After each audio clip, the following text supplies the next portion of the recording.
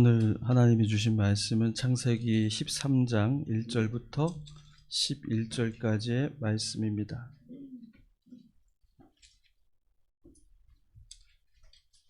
좋아요. 여러분이 한 구절씩 교독하겠습니다.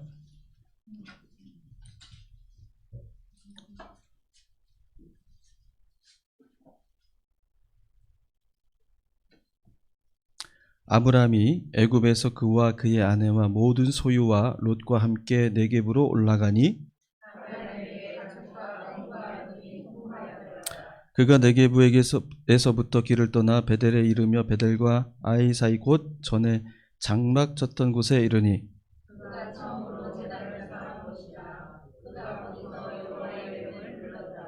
아브람의 일행 롯도 양과 소와 장막이 있으므로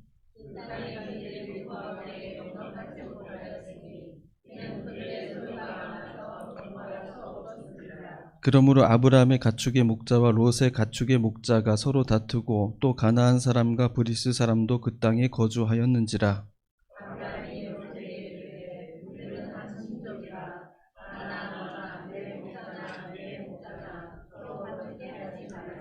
내 앞에 온 땅이 있지 아니하냐. 나를 떠나가라. 내가 저하면 나는 우하고 내가 우하면 나는 좌하리라.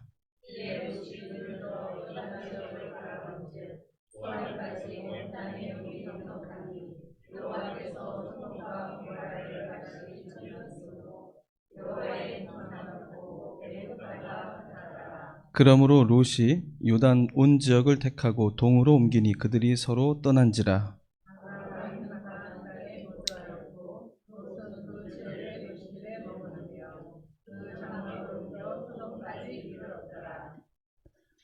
(33절까지) 읽죠.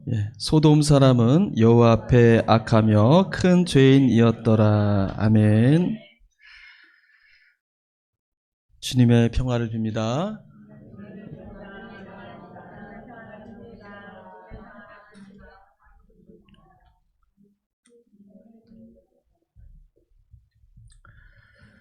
감사합니다. 오늘 창세기 13장 말씀 가지고 우하면 좌하는 믿음, 좌하며 우하는 믿음이란 제목으로 말씀을 나누고자 합니다.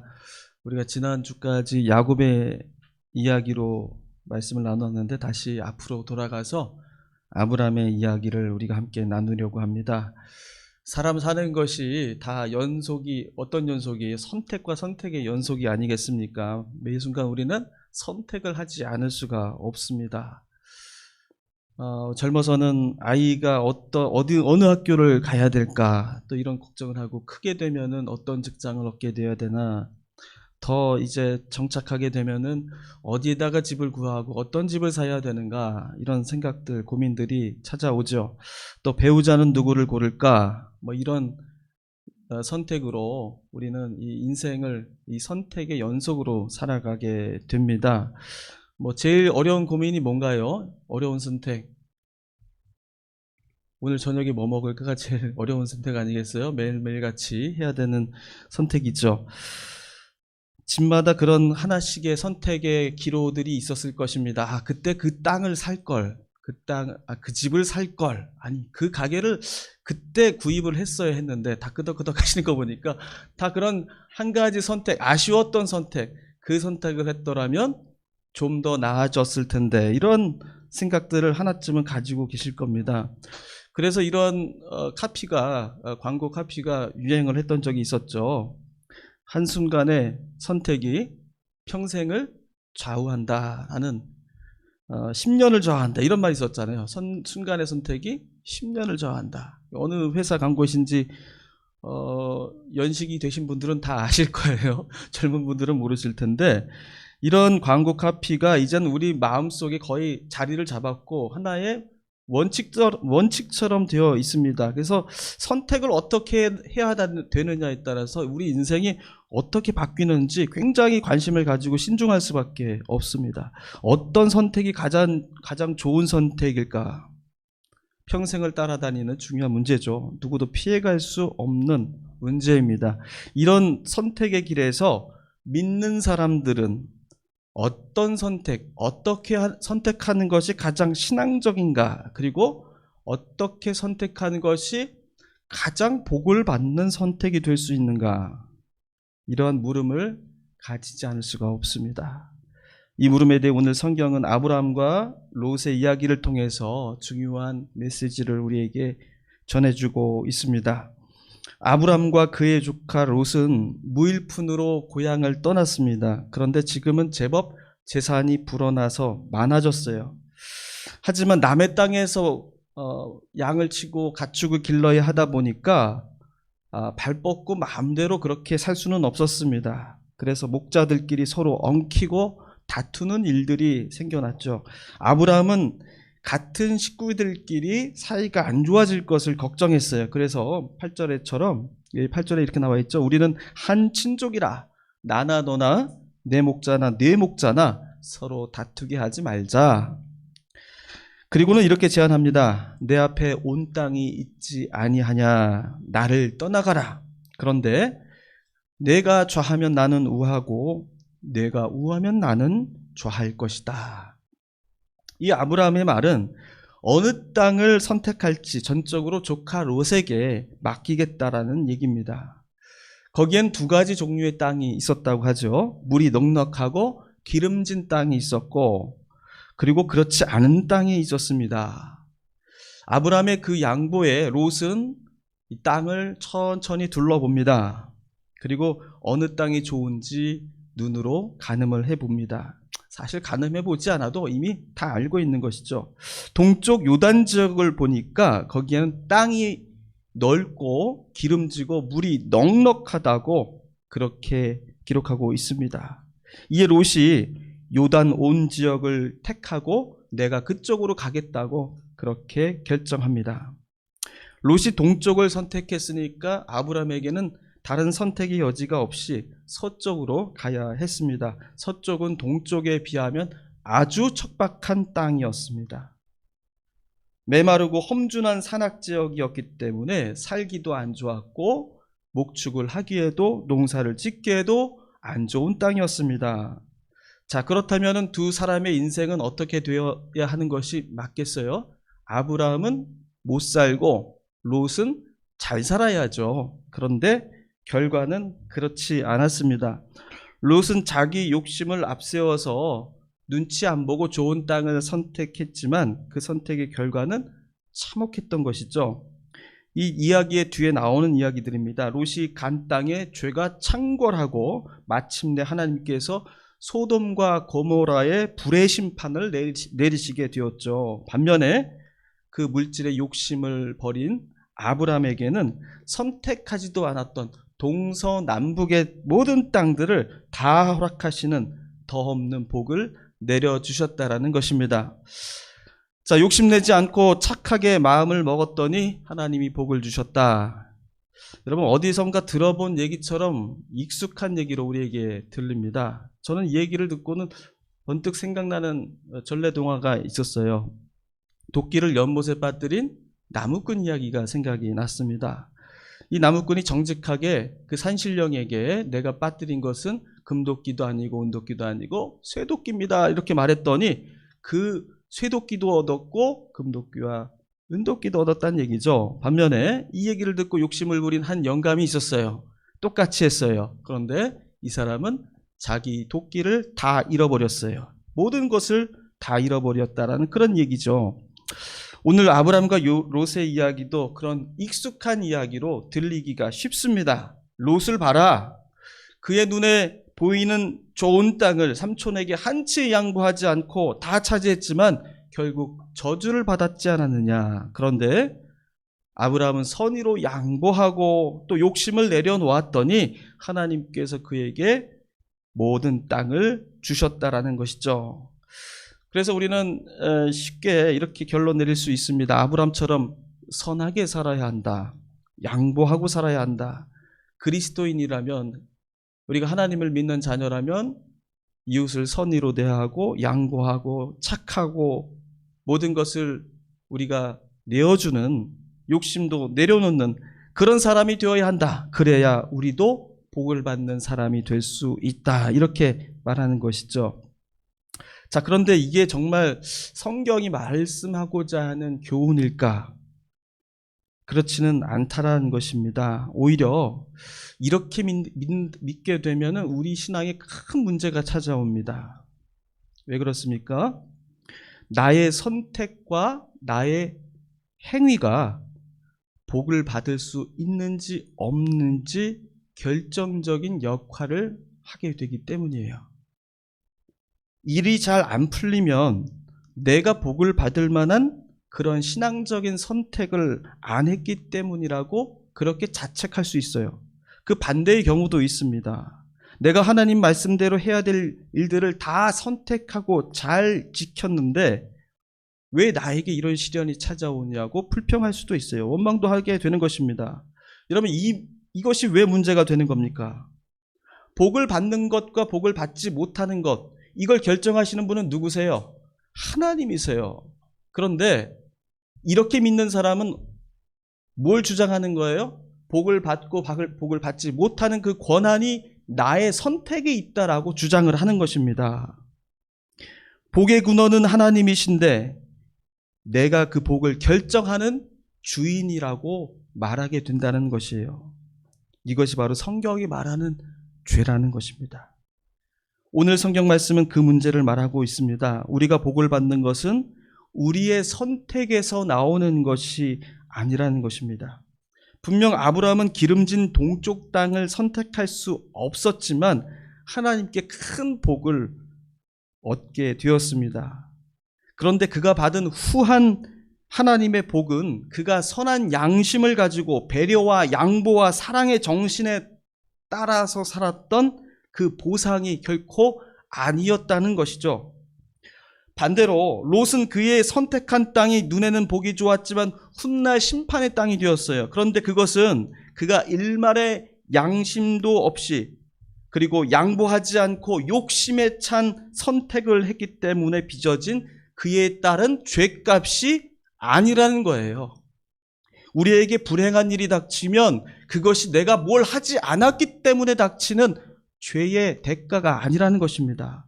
반대로 나에게 좋은 일이 생기고 복이 굴러 들어오면 내가 무언가를 하나님 앞에 의롭게 했기 때문도 아니라는 거예요.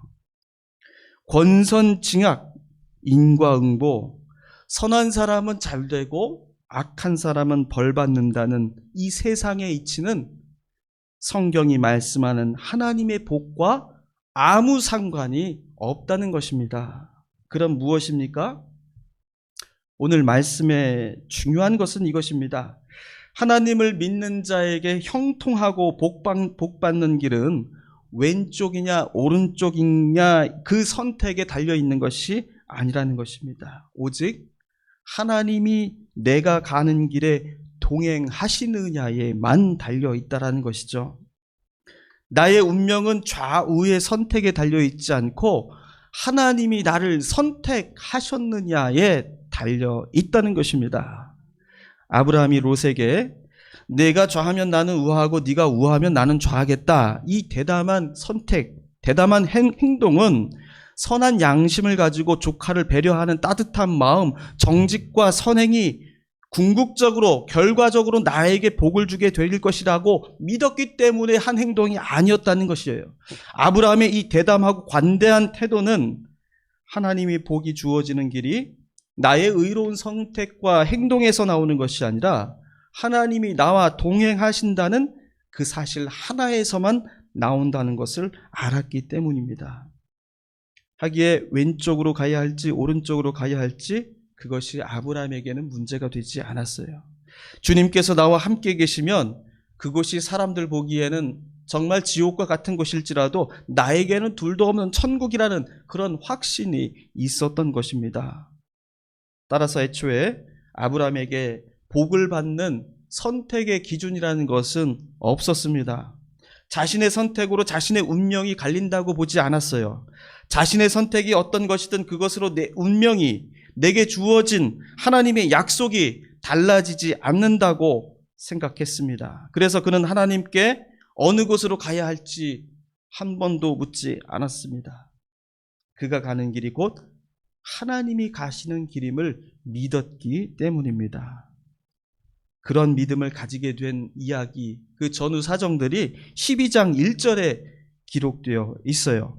12장 1절에 하나님은 아브라함에게 아버지의 고향을 떠나서 내가 너에게 보여줄 땅으로 가라고 그렇게 명령하십니다. 2절에 보시면 이렇게 나와 있어요. 내가 너로 큰 민족을 이루게 하고 내게 복을 주어서 내 이름을 창대하게 하리니 너는 복의 근원이 될지라. 그렇게 약속을 하십니다. 그런데 복의 근원이 될 것이라고는 약속해 주셨는데 정작 하나님은 아브라함이 어디로 가야 할지 말해주지 않으셨어요.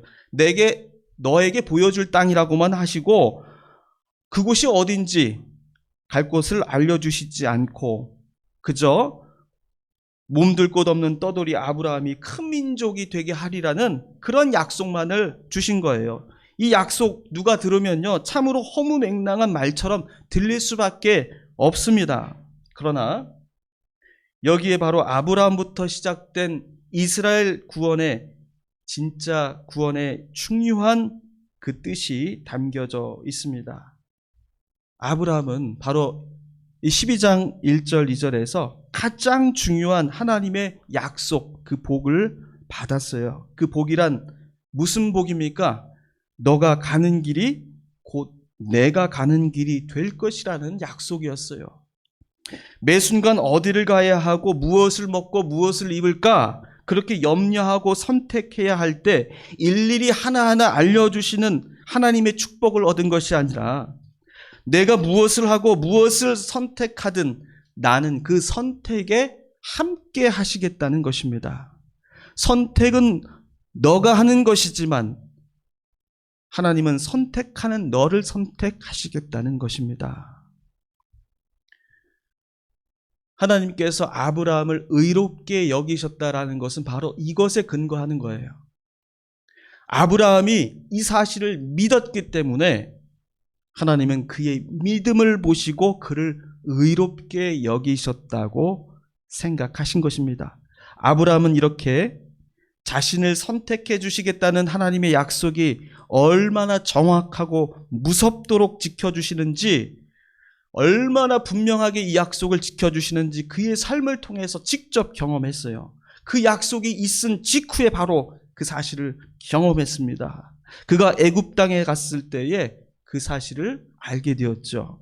애굽 땅에 갔을 때 아브라함 아내 사레가 굉장히 미인이었다고 하죠. 그래서 그 당시에는 이 미인이면 뭐 결혼을 했든 상관없어요. 힘 있는 사람이 빼앗고 취하게 되어 있습니다. 그렇게 혹시 들어간 애굽 땅에서 바로 왕이 자기 아내 사레를 빼앗기 위해 자신마저 죽이지 않을까 아브라함은 염려했어요. 그래서 뭐라고 했어요? 자기 아내를 누이라고 속였죠. 그는 정말로 비겁한 사람이었어요. 올바른 선택을 한 것이 아니었습니다. 세상 기준으로 봐도 이 사람은 정말 못난 사람이었어요. 바로가 결국 아내를 궁에 들였습니다. 이때 하나님께서 아브라함의 그 비겁한 선택에 직접 관여하십니다. 바로와 그 집에 큰 재앙을 내리시죠. 그제서야 바로가 사레가 아브라함의 아내인 줄 알고 아내를 돌려줍니다. 그리고 많은 양과 소와 노비와 나귀와 낙타 그 모든 것을 내어주고 애굽을 나오도록 하죠. 자, 하나님의 약속을 받은 직후에 일어난 이 사건은 아브라함에게 하나님의 약속이 얼마나 신실한 것인지를 깨닫게 해준 첫 번째 사건이 되었습니다. 자신의 비겁한 그 행동에도 그 선택에도 하나님은 아브라함을 질책하시기보다 아브라함이 그 위기에서 나올 수 있도록 바로를 흔드셨어요. 하나님이 아브라함을 떠나지 않고 선택하셨고 너에게 복을 주리라는 그 말씀이 무슨 뜻인지 아브라함은 그 일을 통해서 직접 경험하고 알게 되었던 것입니다. 아브라함은 목적지도 없는 유랑의 길을 떠나라고 하신 하나님의 약속의 뜻을 그제서야 알게 되었습니다. 하나님이 주신 그 복이란 나쁜 것을 피하고 좋은 것을 선택하게 되리라는 것이 아니라 너가 어떤 선택을 하든지 그 선택이 나의 약속이 이루어지는 나의 선택이 되게 하시겠다는 것입니다. 그의 모든 선택을 하나님이 돌보아 주시겠다는 것입니다. 그것은 아브라함이 옳아서가 아니라 아브라함이 선하고 바른 양심을 가지고 있어서가 아니라 하나님이 아브라함을 선택하시기로 작정하셨기 때문입니다. 좌로 가면 우로 가고 우로 가면 내가 좌로 가겠다는 이 아브라함의 관용은 바로 이 같은 하나님의 약속에 대한 신뢰에서 나온 선택이었습니다. 우로 가면 더 좋겠지만 좌로 가도 상관없다. 재물의 축복을 많이 허락해 주시면 감사한 일이지만 그렇게 하지 않으셔도 나는 상관없다. 건강의 복을 허락하시면 정말 감사한 일이지만 질병을 주셔도 나는 겁내지 않겠다. 하나님이 나와 함께 계시니 하나님이 나를 선택해 주셨으니 나는 문제 없다. 여러분, 이 확신과 믿음 안에서 사는 성도는 세상의 판단과 기준을 초월하여 사는 기쁨을 누리게 되는 것입니다. 남들이 왼쪽으로 갈까 오른쪽으로 갈까 우왕좌왕하고 갈등하고 고민할 때에 믿음 안에서 사는 성도들은 무슨 일을 만나든지 형통하게 되리라는 그 자유함이 있는 것입니다. 나의 갈 길 다가도록 예수님께서 나를 인도하시니 나는 염려가 없는 것이죠. 주님의 은혜가 이 어려운 상황 속에서도 어떻게 드러날지 날마다 그저 고대하고 기다리는 기쁨만이 있는 것입니다. 당장 닥친 환난과 시련 앞에서 주저앉지도 않습니다. 몸이 고달파도 그 고달픈 자리에 역시 하나님이 함께 계시기 때문입니다. 당장 좋은 것이 눈앞에 주어졌다고 해서 들뜨지 않습니다. 이건 역시 주님이 주신 것이니 언제든 주님이 걷어가실 수 있고 주님의 처분에 맡겨진 것이기 때문에 주어진 좋은 것에 마음을 두지 않고 미련을 두지 않는 것입니다. 성도의 눈과 마음은 늘 저 높은 곳을 향해 있습니다. 하나님의 뜻이 내게 벌어지는 일들로 어떻게 이루어 주시는지 그 뜻만을 바라보기 때문입니다.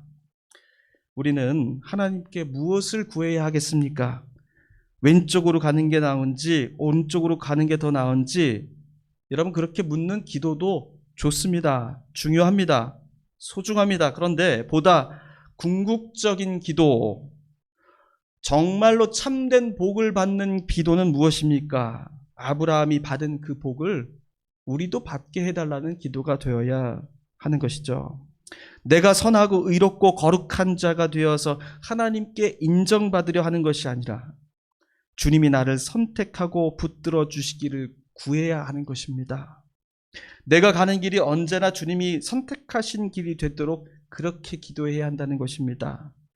여러분, 내가 의롭지 않습니다. 난 죄인이에요. 그럼에도 불구하고 주님 앞에 그렇게 기도해야 하는 것입니다.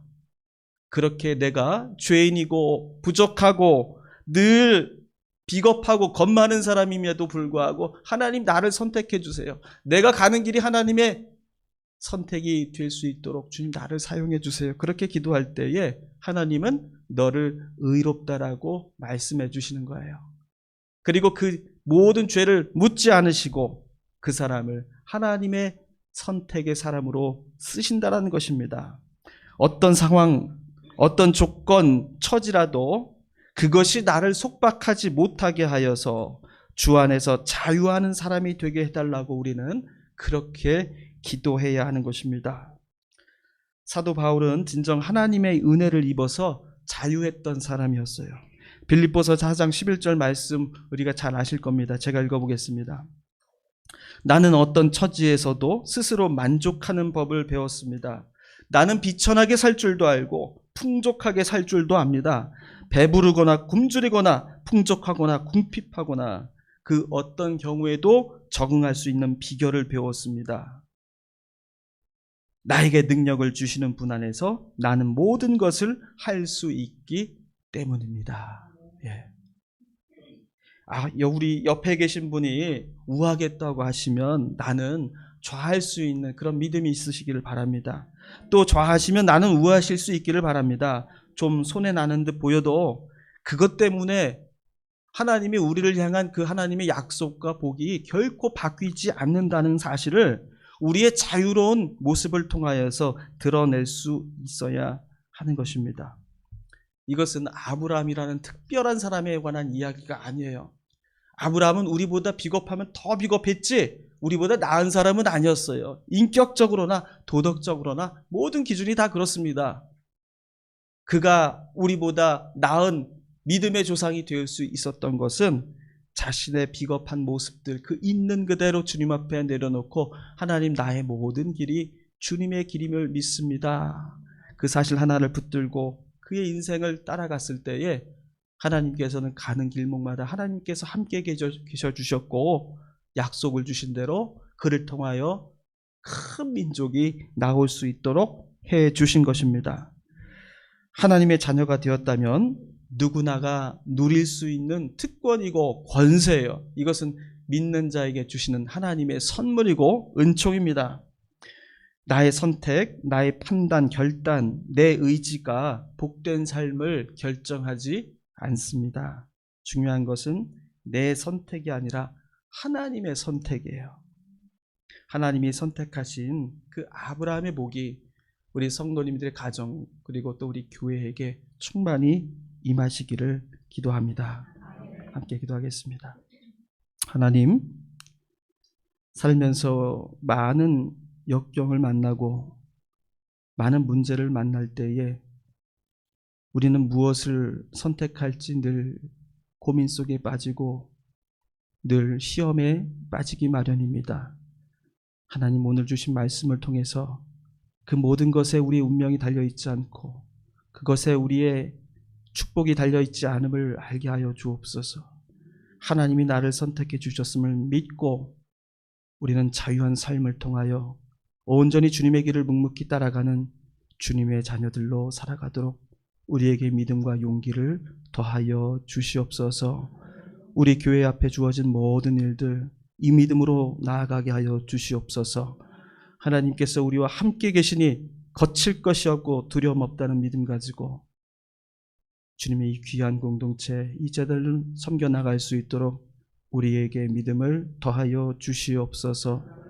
이 모든 간구를 예수님의 이름으로 기도하옵나이다. 아멘.